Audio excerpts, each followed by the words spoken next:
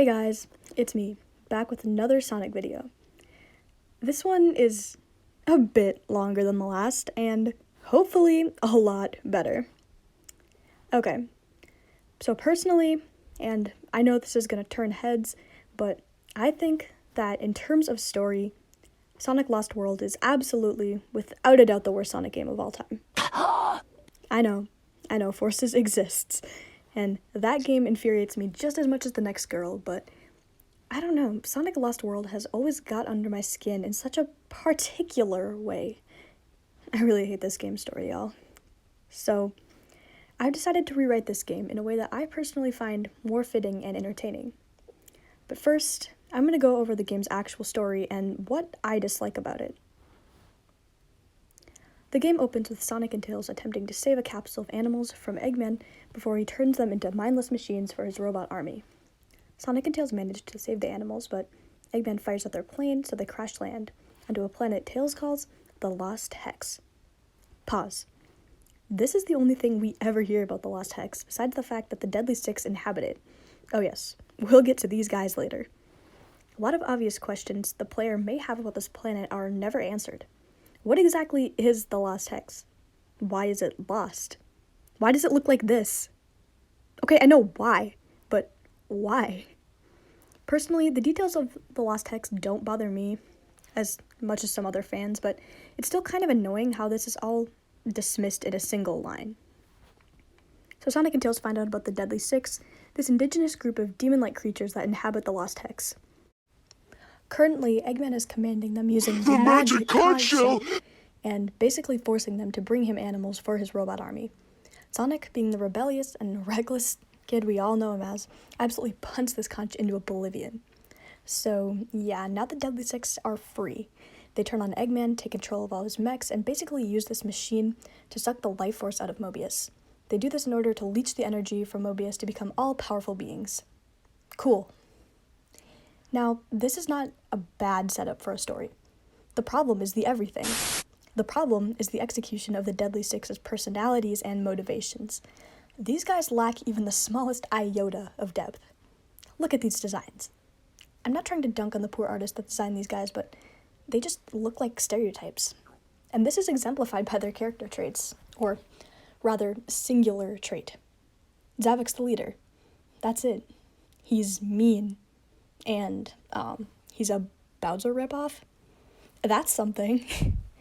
Zaz is crazy. Xena likes nail art and fashion and being pretty. Zora's emo. Zik is wise. And Zamam is the actual worst, you guys. He exists solely to be a stereotypical fat guy who likes food and is too dumb to string together a sentence. I really hate Zamam, you guys. But the point is, these guys are stereotypes. Like, not even funny stereotypes. These guys are boring. They're so bland and uninteresting, with the only exception being Zaz, and he's not even that interesting, just kind of crazy. These guys have zero character. But to give the game credit for one thing, no character is better than a butchered character. Which brings me to, I feel redundant with most of the beginning half of this video, but guys, Sonic and Tails suck so bad in this game. Let's get Sonic out of the way first. He's not the worst thing ever, but he's kind of really unlikable in this game, and most of it comes down to the comedy. Like, I know that humor is subjective, but these jokes, and this dialogue in general, is awful. I'm also not really a fan of Roger Craig's vocal performance, especially in this game. I think Roger Craig Smith is an incredibly talented voice actor, and probably would sound much better if he wasn't given such god-awful scripts, but even besides that, I don't think his voice fits Sonic at all, except for in Sonic Boom. I know technically this began in Colors, but this is the start of Sonic's Dude Bro era, and I hate it so much. Also a random nitpick, I hate how after Zora calls Sonic a loser, he does this little foot stamp. Like, even if he is mad about Tails being captured, Sonic would not be this bothered, at least not on the outside. Adventure Sonic would just be like, LOL, whatever, gotta go save Tails, and then proceed to do just that. Speaking of Tails, oh god. Tails in this game is actually kind of a mixed bag for me. On one hand, I really enjoy how sharp he is here. He's a lot sassier and simultaneously playful and irritable, respectively. He doesn't feel like a sidekick, but rather his own hero. you know, like in the adventure games. Now, Tails has always been very vanilla, and I like that. However, it's nice to see him with a bit more sass and a bit more edge. Kind of like he's finally going through puberty and dealing with mood swings. I love it. Look at how he reacts to being captured by the Deadly Six. This is my favorite shot of the entire game, right here. To give the game some credit, I love how they characterize Tails throughout this whole scene. He's just been captured and about to be roboticized, and he's just chilling. Like, he knows he can get himself out of this, and he does.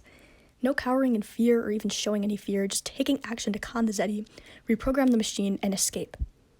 Hey Sega, remember when Tails was a casual badass? Like, not just here, but in tons of other media? Almost like that's a crucial part of his entire character that shouldn't be ignored or tampered with.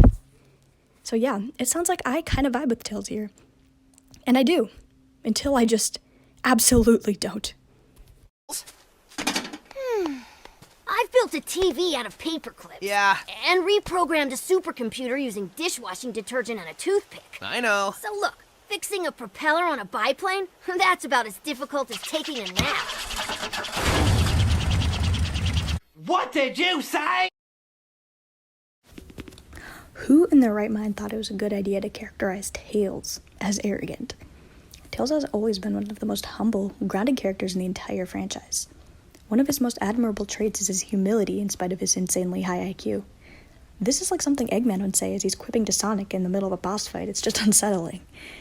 But it actually gets worse. So Sonic and Tails have to team up with Eggman against the Zeddy, so Eggman can shut off his life-sucking machine. I don't buy it. Look, I love Sonic teaming up with Eggman as much as the next girl, but here, it feels unnecessary. Like, you're telling me that your best friend, who built and piloted an intricate spacecraft and created a translation device to communicate with an alien species, can't reprogram one of Eggman's machines? He reprogrammed Eggman's missile in Station Square. What is this script? Sorry, I'm getting really sidetracked here. So Tails is angry that Sonic seems to trust Eggman to shut off the machine, but not him, and they argue. Terrible dialogue and all. Okay, I know I just said that I basically agree with Tails here, but that doesn't make him right. I can suspend my disbelief and be like, okay, yeah, maybe they do need to work together for some reason. But Tails is just so insufferably out of character here that it's actually kind of painful. He insults Eggman's tech and basically just picks fights this whole game. Tails would not do this. Tails has worked perfectly fine with Eggman in the past, mind you. Here, he just comes off so selfish and bratty. Like, Pontaff. We're really supposed to believe that this character who shot at his true love because it was the only way for universal salvation, this character who set aside his grief and avenged his friend after Sonic was presumed dead, this character who nearly died fighting the ultimate life form in order to protect someone he loved, is selfish? I can't believe this. But I don't have the energy to be angry anymore. Let's get back to the story. So the Zeddy realize that Sonic's really OP, and they need to roboticize him or else it's game over for their world domination plan. They set a trap to catch him, but Tails saves him at the last second and is caught instead. The Zeddy just decide to roboticize him anyway, because why not? Sonic actually doesn't really try all that hard to save him. I guess he's dealing with all this end of Mobius nonsense and Amy and Knuckles getting Thanos snapped, but like, dude, go get your brother. They go to shut off the machine, Eggman falls to his presumed death in some lava, and Sonic approaches the Deadly Six, who inform him that they have roboticized Tails. Tails flies out from behind them, and we see this. Really think about the implications of this for a second. In order to save Mobius, Sonic's gonna have to injure Tails, not only his best friend and sidekick, but someone he considers his younger brother. But no, Sonic doesn't get to fight him. As I mentioned earlier, Tails gets out of this by reprogramming the machine, and it's great to see him be independent for, like, the last time. But this was such a missed opportunity. This whole game reeks of missed potential. Sonic Lost World has so many cool concepts, like a lost planet, a gang of suppressed demons that usurp Eggman, and Tails being roboticized, but they just don't do anything with this. The pieces are all here for a really entertaining and even compelling narrative, but Ken Pontac and Warren Graff just didn't seem interested. Okay, now that that's all out of the way, let's get to the actual rewrite. First, I have to set some ground rules. 1. I'm going to try as best as I can to stick to this game's original vision. Like, I'm not going to omit the Deadly Six or scrap the idea of Sonic and Eggman working together. I'm not going to change the story completely. It's still going to be recognizable. I just want to find a way to make this story work. 2. I'm in no way claiming this to be the superior version of Sonic Lost World. This is just a retelling that's personally tailored to what I like to see in my Sonic games. I'm also not claiming to be some writing connoisseur. I'm just a really nerdy Sonic fan who prefers analyzing a blue hedgehog to doing literally anything else. So keep in mind that this is all in good fun. 3. I understand that it's a lot easier for me to play around with a finished product than it was for the Lost Worlds writing team to construct the story from the ground up. I've had years to dwell on what I'd change about this game, and I know it's a lot more difficult to push something out on a stressful and probably crunched schedule. With that in mind, let's begin.